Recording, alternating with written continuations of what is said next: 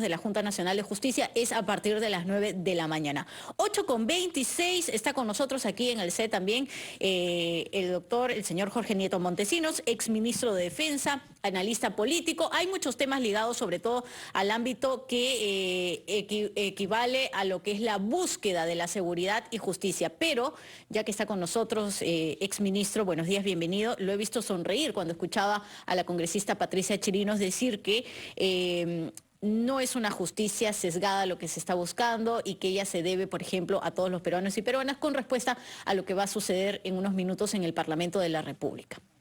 Su opinión. Muy buenos días, Giovanna. Buenos días. Gracias por la invitación.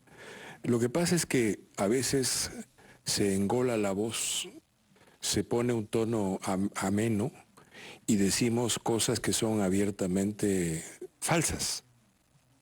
Hemos olvidado cómo fue destituido el Consejo Nacional de la Magistratura.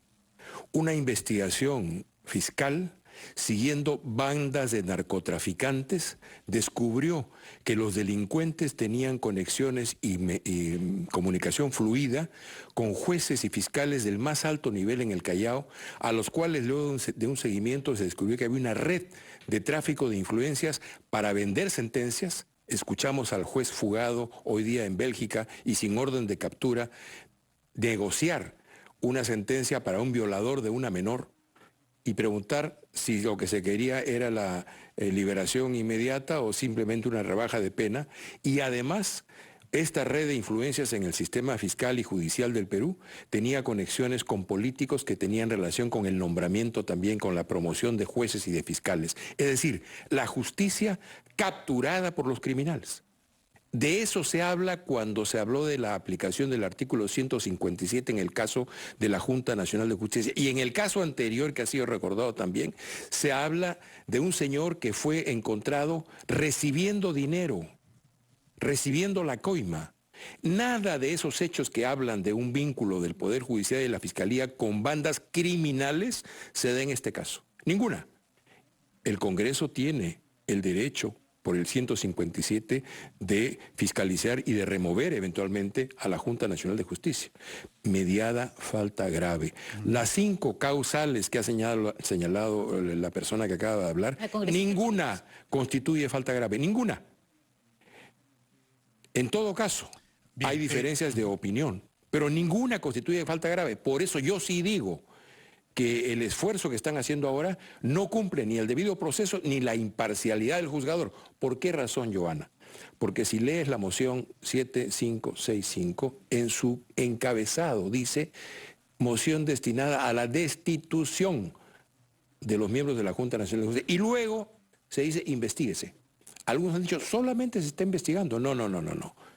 La investigación casi que es el adorno necesario para producir la destitución. Ya están juzgados. Por eso me parece que esto no tiene nada que ver con lo de la Junta Nacional, el Consejo Nacional de Magistratura, donde había relación directa con bandas delincuenciales del narcotráfico. ¿Y por qué es importante esto hoy día? Por lo que tenemos hoy día como crisis de seguridad en el país. ¿Qué queremos? Que vuelvan otra vez los hermanitos a tener presencia en el sistema de investigación fiscal y de investigación y de sanción judicial.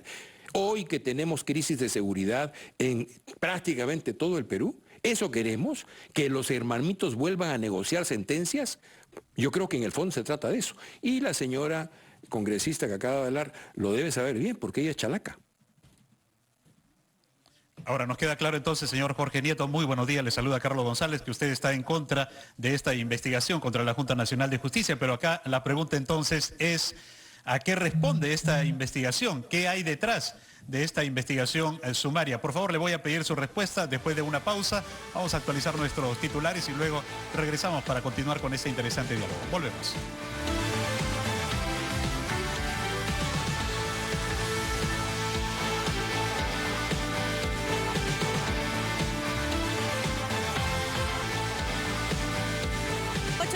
Con 37 minutos, los acompañamos en Ampliación de Noticias, seguimos conversando con Jorge Nieto Montesinos, ex ministro de Defensa, analista político, que daba una pregunta pendiente antes de ingresar al tema justamente de las medidas de intentar controlar la inseguridad y la criminalidad en nuestro país, que era con relación a la Junta Nacional de Justicia, a la investigación que se está haciendo desde el Congreso de la República, y era qué hay detrás de esta investigación justamente sumaria. ¿Qué es lo que considera usted que hay detrás? Mire, podemos especular, pero yo lo que veo es la necesidad que tienen algunos investigados de tener su juez y su fiscal.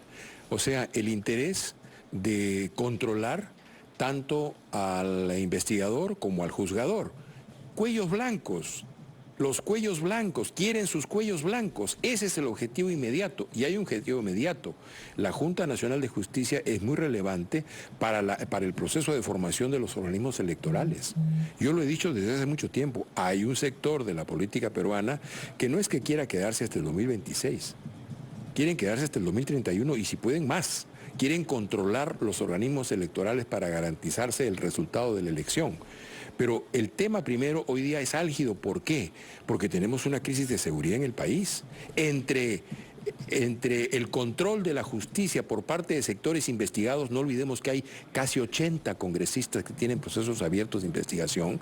Entre eso y la crisis de seguridad que tenemos hoy día, hay un hilo conductor inmediato. Porque para enfrentar la crisis de seguridad no podemos solamente pensar que hay una medida que es la decisiva, la varita mágica que va a resolver, que entren las Fuerzas Armadas. Pero ya tenemos experiencia de eso en toda la región y en el propio país. De modo que entre lo que está discutiendo hoy día en el Congreso de la República y lo que está ocurriendo en las calles de San Juan del Lurigancho y de otros distritos, hay una conexión muy fuerte.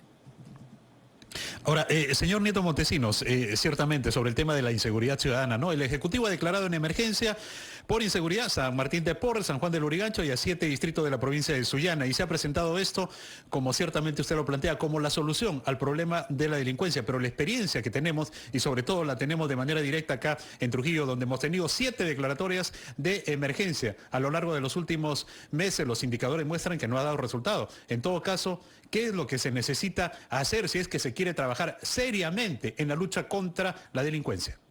Carlos, a mí me encantaría que esta declaratoria de emergencia diera frutos pronto porque la ciudadanía, distintos sectores y los sectores que hacen vida empresarial, comercial en los distritos del Perú están aterrorizados.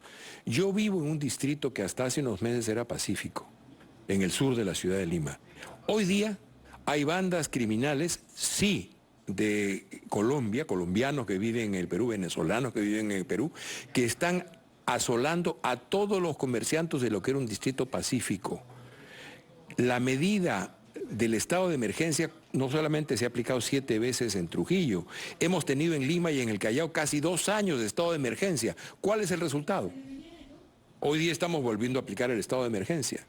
De modo que eso no es un plan, esa es una respuesta demagógica, eso no es un plan, esa es una respuesta demagógica a una situación de crisis grave porque no se ha estado haciendo lo que tenía que hacerse. Aquí hay varios temas. El primer tema que yo creo que generalmente no se quiere mencionar, quizás por un respeto malentendido a nuestra Policía Nacional del Perú, pero el instrumento está corrompido. Tenemos que sanear ética y moralmente a nuestra Policía Nacional. Yo he visto con gran tristeza hace unas semanas un video en el cual unos policías despiden a un compañero caído, a un policía muerto, en medio de un baile con el féretro sobre los hombros y disparos al aire de sus pistolas, dicen que las propias y no las del reglamento. Y eso es más triste, ¿no? Porque igual estamos hablando de miembros de la institución, de la Policía Nacional. Decir, eran sus armas particulares y no las de policía, no es ninguna justificación. Pero yendo al tema del estado de emergencia, que ha sido además declarado por un plazo de 60 días, ¿qué le estaría faltando para que efectivamente esto se pueda traducir en una sensación? Sabemos que no es que vamos a vivir sin delincuencia de la noche a la mañana, pero aunque sea con una ligera sensación de que sí, se va reduciendo. Precisamente por eso hablaba de la policía, Joana. Porque la primera condición para tener éxito en cualquier política de seguridad ciudadana es que el instrumento esté sano, saneado, y que sea nuestro, y que no esté infiltrado, y que no esté corrompido, y que no reciba dinero de los delincuentes. Ese es el punto uno. Y eso es una tarea que hay que hacer. Junto con ello, la modernización, la capacitación. El estado de nuestras comisarías, creo que en 62% de nuestras comisarías no hay agua potable. Agua potable, Joana. Entonces, Agua con ese potable, instrumento... patrulleros que funcionen. Con ese que instrumento, ¿cómo nos vamos a dotar de gasolina. seguridad? Entonces, hay un plan, tiene que ver con la policía, tiene que ver con la fiscalía, porque queremos una fiscalía que meta presos a los delincuentes y no los libere. Tiene que ver con el sistema carcelario, porque necesitamos que nuestras cárceles realmente sean nuestras y no controladas por los delincuentes. Tiene que ver con política preventiva en materia de deporte, de cultura y de educación para nuestros jóvenes. Es un plan. A lo que iba un poco era, y poniendo un ejemplo claro, que es San Juan del Lurigancho, ¿no? Y su alcalde lo decía, tenemos casi 650 policías para 1 millón de habitantes. Más policías, sumado a miembros de las Fuerzas Armadas en las calles, podría generar que efectivamente se reduzcan los robos al paso, los arrebatos y esto, o tampoco. Seguramente lo va a generar ahí donde esté la tanqueta. Pero ¿qué pasa en las calles colaterales donde no está la tanqueta? Esa es la experiencia del INMI que llevo en los últimos casi 2 años. Que se da una sensación ficticia de seguridad en ciertas zonas, pero en otras el delincuente sigue campeando y con más libertad. Porque hay áreas en las cuales se supone hay seguridad, pero otras en las cuales hay descuido. Mire, nosotros tenemos una experiencia exitosa con nuestra Policía Nacional de Perú. Hay que mirar nuestra historia. Tuvimos alguna vez una crisis de asaltos bancarios. ¿Qué se hizo? Se creó una unidad especial para enfrentar los asaltos bancarios. ¿Cuál fue el resultado? 6, 8 meses después, acabaron los asaltos a los bancos. Tuvimos una crisis fuerte de secuestros. Se creó una unidad especial para trabajar el tema de los secuestros. ¿Cuál fue el resultado? 6, 8 meses después se habían aniquilado casi todas las bandas de secuestradores. ¿Por qué en este caso no se genera una unidad especial de investigación dedicada, para empezar, a todo el delito de chantaje y de extorsión que está habiendo hoy día en todos los comercios del Perú? Un equipo de élite especializado que nos permita investigar. Se ha hablado mucho del Plan Bukele. Sé que tiene temas de violaciones de derechos humanos, pero es de una eficacia brutal. Ha logrado recuperar la paz para las ciudades de San Salvador. Y eso es una eficacia brutal. Muy bien, el Plan Bukele es un plan, no es una medida. ¿Y dónde empieza? Empieza en el conocimiento de las bandas, de las maras, en el conocimiento de sus jefes y de sus estructuras. Allí empezó. No hay que olvidar que Bukele, cuando era alcalde de San Salvador, era aliado de las maras, tenía un pacto con las maras.